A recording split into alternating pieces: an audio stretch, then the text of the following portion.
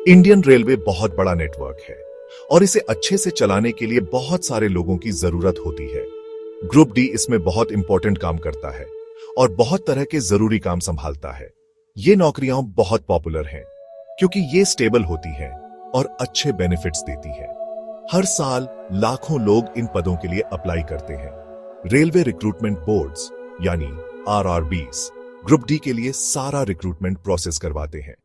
इस सेक्टर में नौकरी पाने के लिए सबसे पहले सिलेक्शन प्रोसेस को समझना होगा।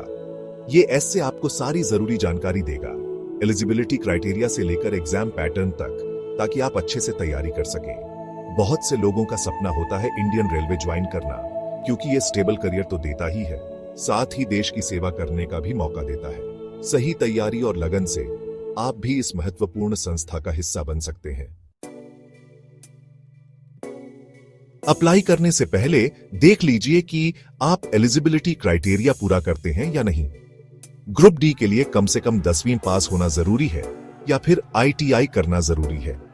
सरकारी नियमों के हिसाब से रिजर्व कैटेगरी वालों को उम्र में छूट मिलती है। ग्रुप डी में बहुत तरह के पद होते हैं, जैसे कि track maintainer, helper, assistant pointsman, porter और भी बहुत कुछ।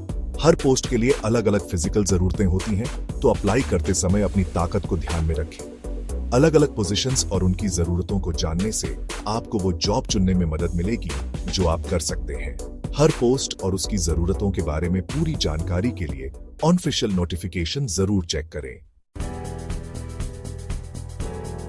रेलवे ग्रुप डी के लिए अप्लाई करने का प्रोसेस ऑनलाइन होता है।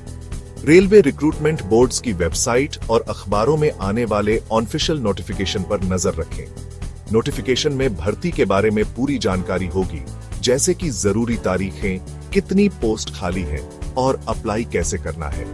जब एप्लीकेशन डेट आ जाए तो RRB की वेबसाइट पर जाकर रजिस्टर करें। एप्लीकेशन फॉर्म ध्यान से भरें और सारी जानकारी सही दें। आपको अपने फोटो, सिग्नेचर और जरूरी डॉक्यूमेंट्स जैसे कि 10वीं की मार्कशीट और कास्ट सर्टिफिकेट अगर लागू हो की स्कैन कॉपी भी अपलोड करनी होगी। फॉर्म भरने के बाद जरूरी फीस भरें। आगे के लिए एप्लीकेशन फॉर्म और पेमेंट स्लिप संभाल कर रखें। याद रखें, सिर्फ ऑनलाइन एप्लीकेशन ही मंजूर होंगे।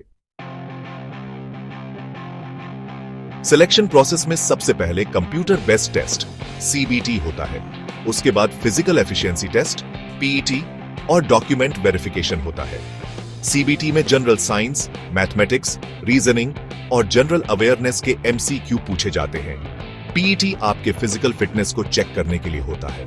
पुरुष और महिला उम्मीदवारों के लिए अलग अलग मानदंड होते हैं। इसमें दौड़ना, लॉन्ग जंप और वेट लिफ्टिंग जैसे टास्क हो सकते हैं।